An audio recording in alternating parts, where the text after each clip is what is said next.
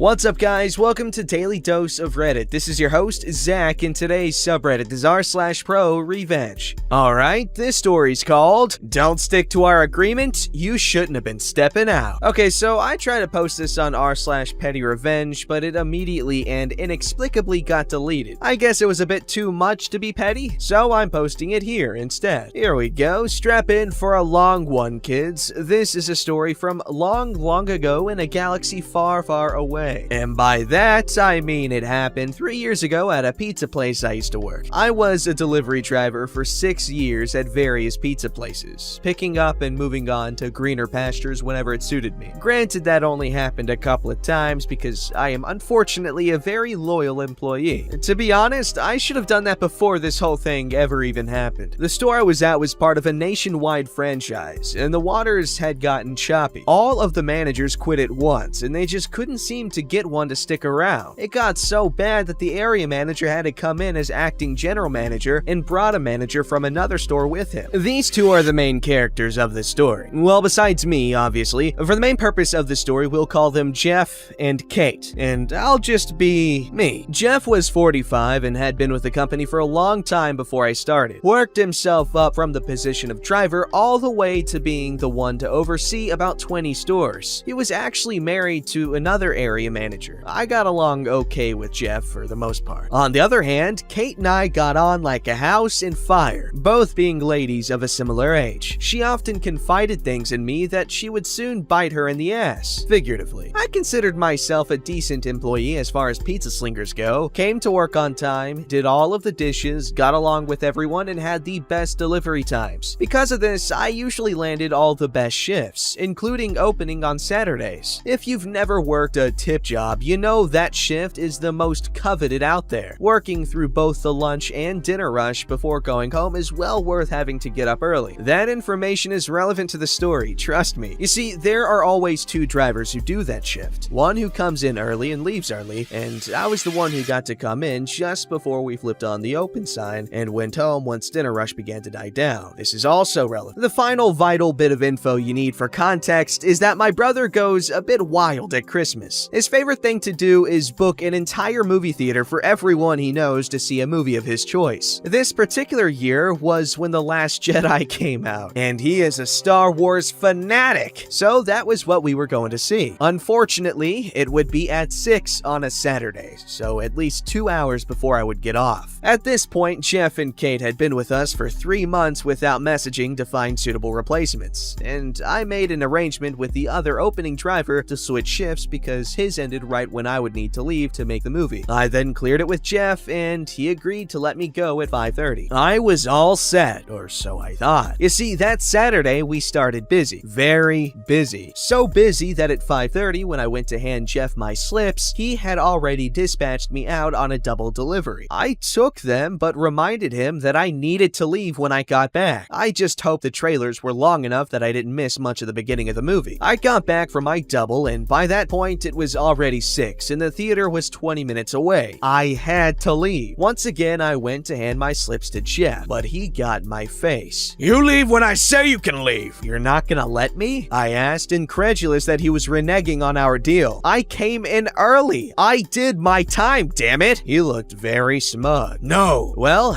I made a decision right then and there. There are so many pizza jobs out there that they needed me more than I needed them. I took my slip book, you know, the kind you see in the restaurants. I found they're great for delivery because not only can you store all of your slips in them, but they're hard enough for customers to bear down on to sign. Anyway, I slapped that in his hand and said, "Fine then." I quit. It was his turn to look incredulous. After making sure I meant it, he checked me out and I left the store fuming. I missed the entire opening of my movie. But the story doesn't end there. Oh no, you remember how I said Kate would confide in me? She loved to tell me all about how often she and Jeff would meet at a hotel after work. She even horrified me by telling me Jeff would turn off the camera so they could have sex in the back office when the store was empty, in a chair I had sat in multiple times. Kate was so obliging to give insignificant details like the date and time this happened, so I put in an anonymous call to the franchise's HR and told them what to look for when it came to checking the tapes. I told them everything Kate had told me, but I still wasn't content with leaving leaving it there. So I went to my local pizza place that just happened to be in Jeff's wife's area. Remember when I said she was also an area manager? And I got to gossiping with the workers there while they made my pizza. I was well aware it would make it back to her. Food employees can't keep such juicy gossip to themselves. Jeff got demoted to store manager, then transferred to the same store in his wife's area I went to so she could keep an eye on him. I guess it didn't work out because last I heard, Jeff's wife divorced him and he no longer worked for that franchise. And none of that would have happened if he had just let me leave on time. Or, just don't cheat. Edit. This got way more attention than I was expecting. Thank you so much to everyone who has awarded it. That being said, there are a few details I left out because I thought they would bog down the post. I'll add them here. 1. Jeff had let the other morning driver, the one whose shift I took, go before me, despite claiming we were too busy for me to go too. 2. I said Jeff and I got along okay, and that was not entirely the truth. Before he started seeing Kate, Jeff had hit on me pretty relentlessly. I turned him down, of course. I am of the firm belief that you should not dip your pen in company ink, and he did not handle the rejection well. He would often do petty things to get back at me, but it wasn't until this situation that it really got on my nerves. He was the kind of person who acted friendly to your face and did crappy things behind your back, exemplified best by cheating on his wife. 3. His wife had been out of town for a few months, training area managers out of state, which is probably why he got away with the affair for even that long. 4. He would have been caught eventually anyway. His and Kate's relationship was pretty open in our store because neither of them seemed to grasp the concept of discretion. I just happened to be the one who blew the whistle.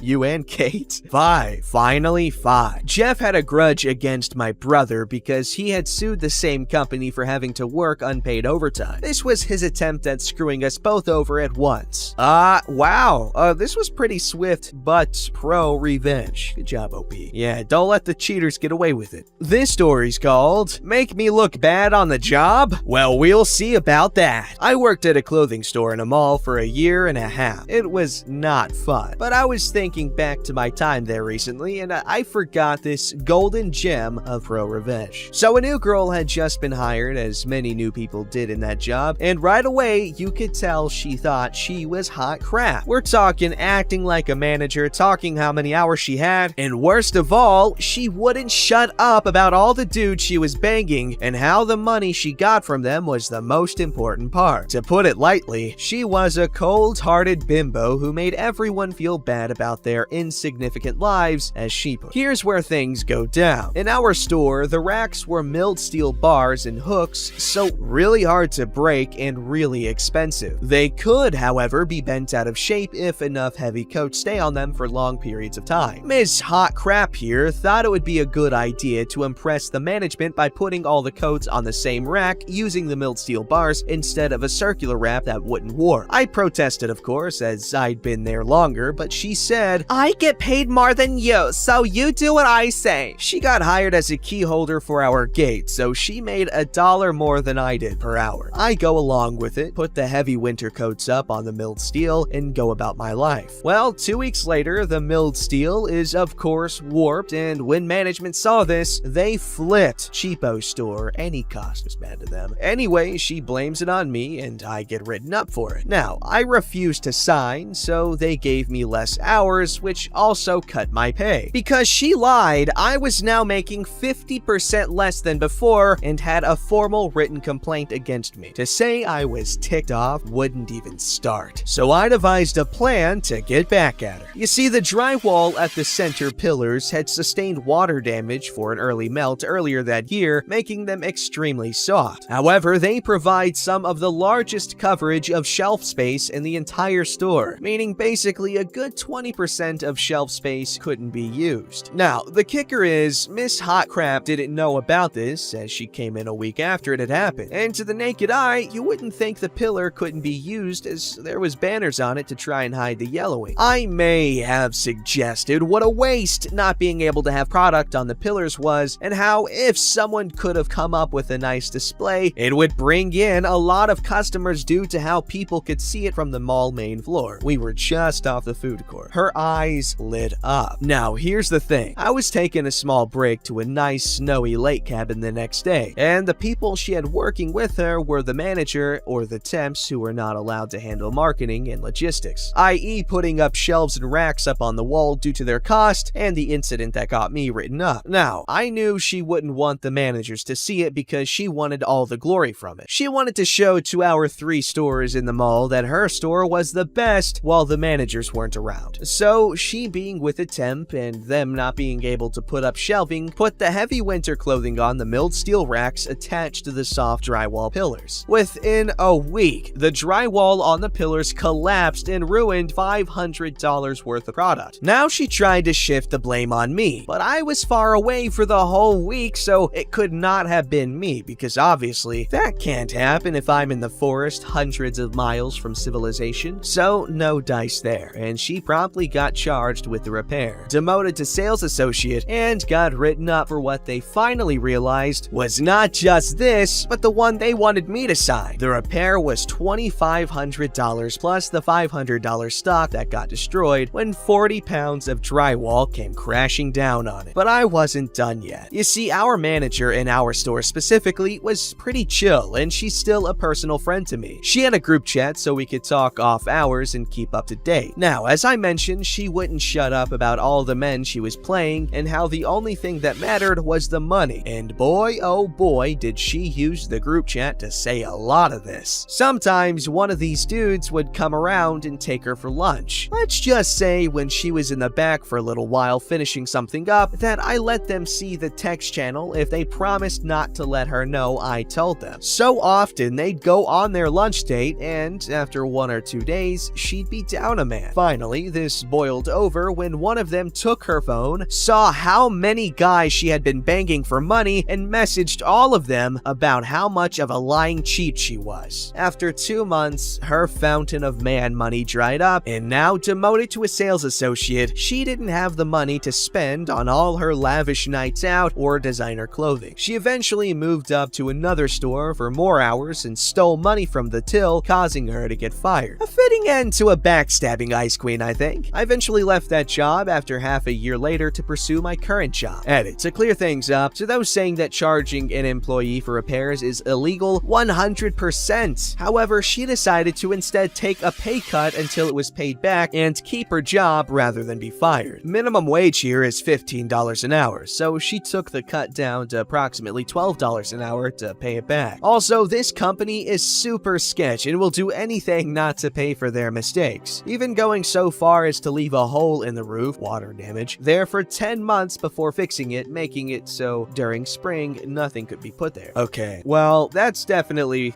not very nice of her to have been doing to all of those poor dudes.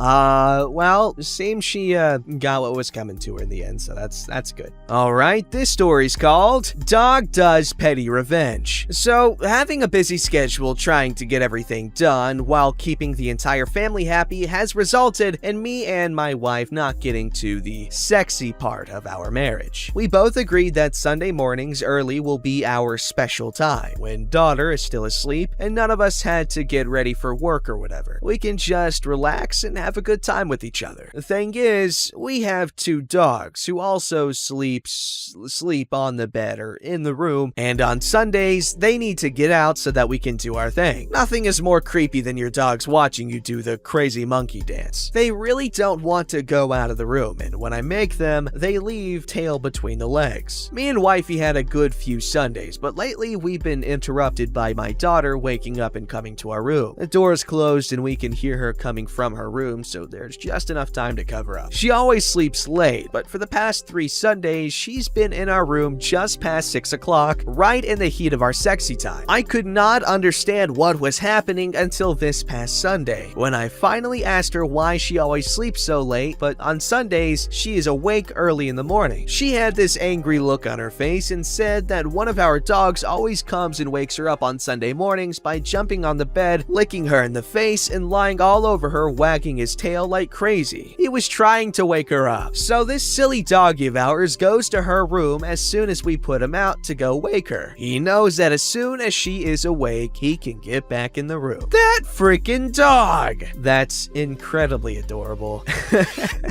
That poor couple. Keep trying. I'm sure it'll happen eventually. You had to have a kid somehow. Don't forget to like, subscribe, and hit that bell to never miss an episode.